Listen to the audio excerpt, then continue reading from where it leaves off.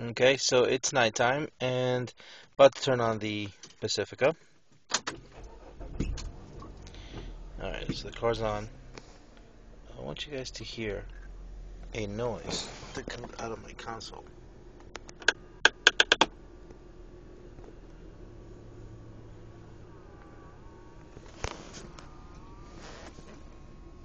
That noise, for some reason, comes out of the center console every time that I turn on the car and the air conditioning is on.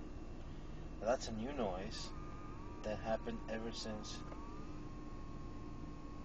the car was worked on and the center console was removed to replace the shifter. Now, every once in a while while you're driving, the same sound occurs. That being said, it never happened before the shifter was replaced. So when this console went back, most likely something didn't go back the right way, and this noise is happening.